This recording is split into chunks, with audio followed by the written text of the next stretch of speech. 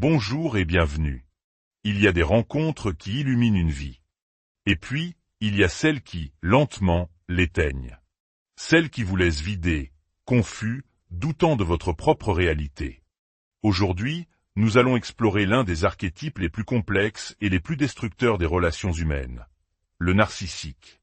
Notre objectif n'est pas de poser un diagnostic, mais de vous donner des clés de compréhension pour reconnaître les schémas toxiques et surtout, pour vous protéger. Alors, comment repérer une personnalité narcissique? C'est bien plus facile à dire qu'à faire.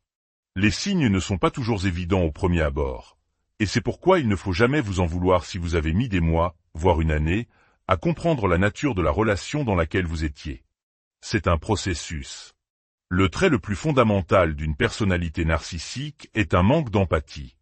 L'empathie peut être variable, incohérente, superficielle, ou parfois, totalement absente.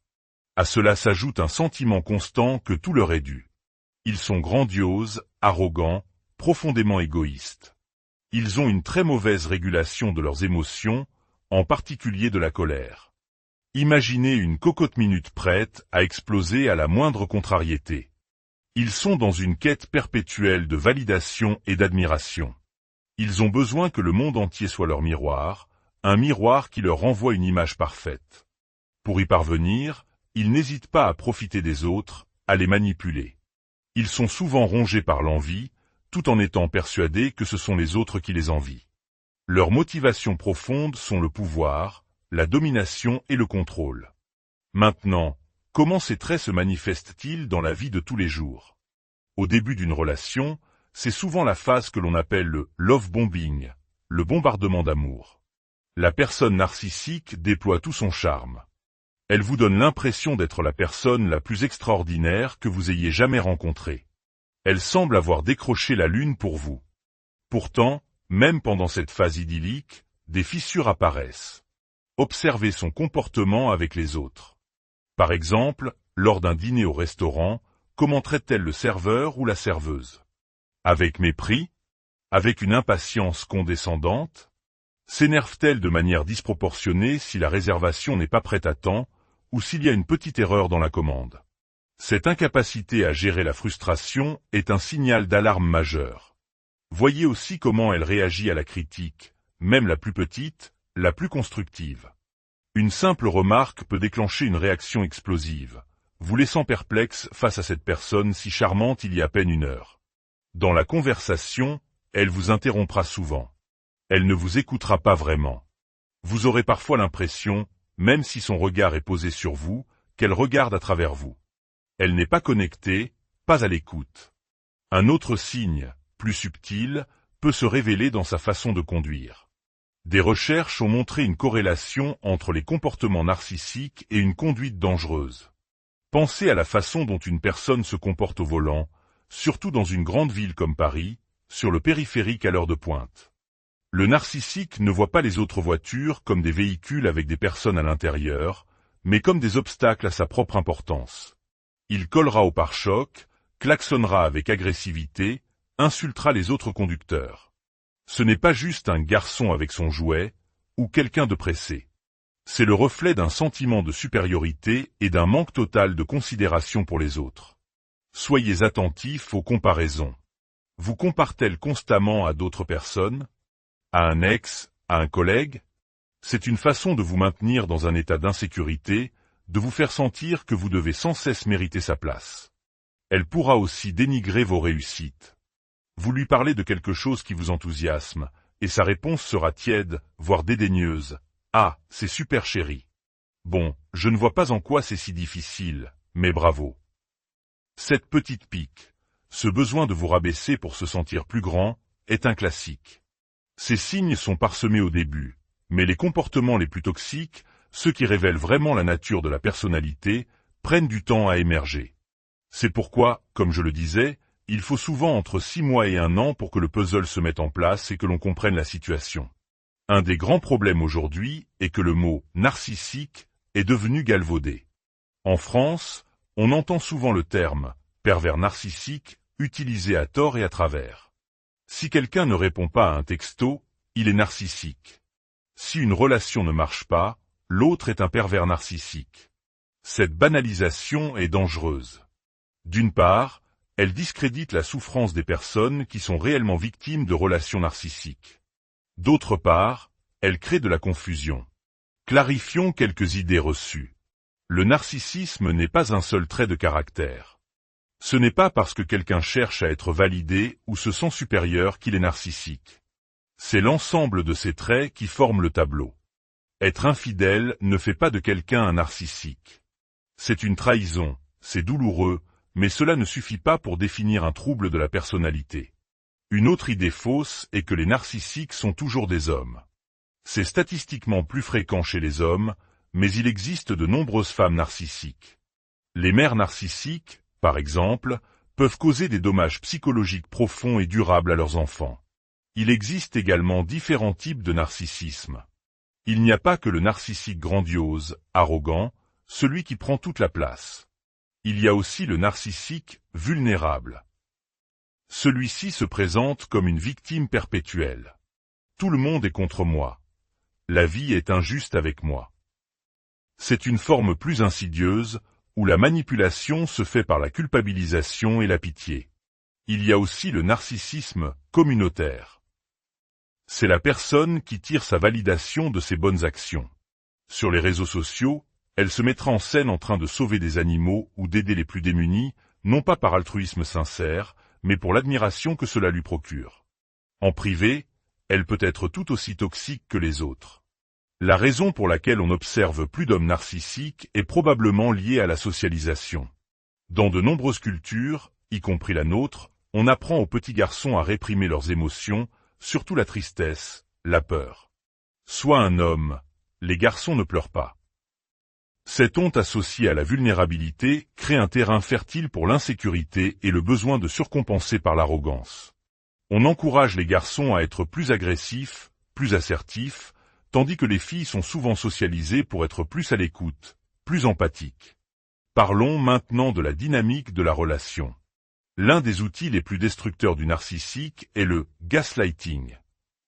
Ce terme vient d'un vieux film noir américain où un mari manipule l'environnement de sa femme pour lui faire croire qu'elle devient folle. C'est une forme de manipulation psychologique qui consiste à nier la réalité de l'autre. Je n'ai jamais dit ça. Tu imagines des choses, tu es trop sensible. La phrase ne s'arrête pas à la négation. Elle est toujours suivie d'une attaque sur votre santé mentale. Qu'est-ce qui ne va pas avec toi? Tu as des problèmes de mémoire ou quoi? Répétez encore et encore, ce procédé vous fait douter de vos propres perceptions, de votre mémoire, de votre santé mentale. Et parce que vous aimez cette personne, vous commencez à faire des concessions. Peut-être que j'ai mal compris. Peut-être que je suis paranoïaque. Lentement, vous internalisez la culpabilité pour tout ce qui ne va pas dans la relation. Au-delà du gaslighting, il y a l'invalidation constante. Pour se sentir grand, le narcissique a besoin de vous faire sentir petit. Il minimisera vos problèmes. Tu penses que tu as des problèmes? Laisse-moi te raconter ma journée. Vous avez constamment l'impression de devoir être à la hauteur, de mériter son amour, un amour qui semble toujours conditionnel. Si vous avez grandi avec un parent toxique ou narcissique, ces schémas peuvent vous sembler familiers, et il est plus facile de retomber dedans. Votre système nerveux est déjà conditionné à ce type d'interaction. Que faire si vous réalisez que vous êtes dans une telle relation? Y a-t-il un espoir? La réponse est complexe. Pour beaucoup, la meilleure solution est de partir. Mais ce n'est pas toujours possible. Il y a des raisons financières, des enfants, des liens familiaux, des croyances culturelles ou religieuses. Aucune de ces raisons n'est à juger. Si vous restez, la clé est ce qu'on appelle l'acceptation radicale. Cela signifie accepter la réalité telle qu'elle est, sans espoir qu'elle change. Accepter que cette personne ne deviendra pas soudainement empathique et aimante. Accepter que la relation ne sera jamais profonde et réciproque. Accepter que cela continuera à faire mal. L'acceptation radicale n'est pas de la résignation passive. C'est une stratégie de survie active. Elle vous permet de cesser de vous battre contre des moulins à vent et de rediriger votre énergie vers vous-même. Cela implique de fixer des attentes réalistes. Si votre anniversaire approche, ne vous attendez pas à une célébration grandiose et sincère. Organisez plutôt quelque chose avec des amis qui tiennent vraiment à vous. L'objectif est de supprimer la surprise et la déception. Quand le comportement toxique se produit, au lieu de penser « je n'arrive pas à croire qu'il ait encore fait ça », vous penserez « voilà, c'est exactement ce à quoi je m'attendais ». La posture est complètement différente. Vous devez aussi renforcer vos autres soutiens sociaux. Une relation narcissique est comme un trou noir, elle aspire toute votre énergie. Cultivez vos amitiés, vos passions, vos liens familiaux sains. Ces espaces de validation sont essentiels pour ne pas vous perdre. Pour ceux qui peuvent et décident de partir, le chemin n'est pas non plus facile. Les narcissiques ne supportent pas d'être quittés. C'est une blessure intolérable à leur ego. La rupture peut déclencher ce qu'on appelle un harcèlement post-séparation. Campagne de dénigrement auprès de vos amis communs, rumeurs, harcèlement sur les réseaux sociaux. Ils chercheront à vous isoler et à détruire votre réputation. Il faut s'y préparer. Après la rupture, la reconstruction est un long processus. La première étape, et la plus cruciale, est de vous retrouver. Je conseille souvent une période d'1 an sans aucune relation amoureuse. Pas de rendez-vous, pas de flirt, rien. Une année pour vous. Pour réapprendre qui vous êtes, ce que vous aimez. Après une relation narcissique, on ne sait même plus quelle garniture on veut sur sa pizza, car toutes les décisions étaient prises par l'autre. C'est le moment de réexplorer vos goûts, vos désirs, vos limites. Cette période de désintoxication est essentielle pour ne pas répéter les mêmes schémas. Si vous écoutez ceci et que vous vous sentez sans espoir, brisé par une telle relation, sachez une chose, vous êtes en deuil. Vous faites le deuil non seulement de la personne, mais de l'illusion, des espoirs, du futur que vous aviez imaginé. Le deuil est une émotion puissante, et la seule façon de la surmonter est de la traverser. Laissez-vous du temps. Un exercice utile est de faire une liste. Écrivez toutes les choses horribles qui se sont passées, toutes les manipulations, toutes les humiliations. Quand le doute et le regret vous envahissent, relisez cette liste. Elle vous rappellera pourquoi vous êtes parti, ou pourquoi vous devez vous protéger. Mais écrivez aussi une autre liste, celle de toutes les petites choses que vous avez abandonnées pour cette relation. Regardez des films en version originale, mangez des Oreos au lit, votre soirée entre amis du jeudi. Et puis, une par une, réintroduisez ces petites joies dans votre vie. Vous réaliserez que chaque petite chose que vous récupérez est une victoire, une parcelle de vous-même que vous réintégrez. La guérison est possible. Que vous restiez ou que vous partiez, elle commence par l'intérieur. Elle commence par la décision de ne plus sacrifier votre bien-être sur l'autel de la personnalité de quelqu'un d'autre. C'est un chemin difficile, mais à l'autre bout, il y a la paix. Il y a la liberté. Il y a vous. Si ce message a résonné en vous, partagez-le. Non pas pour moi, mais pour toutes les personnes qui, en ce moment même, se sentent seules et confuses dans leur propre brouillard. La connaissance est une lumière, et parfois, une seule étincelle suffit pour retrouver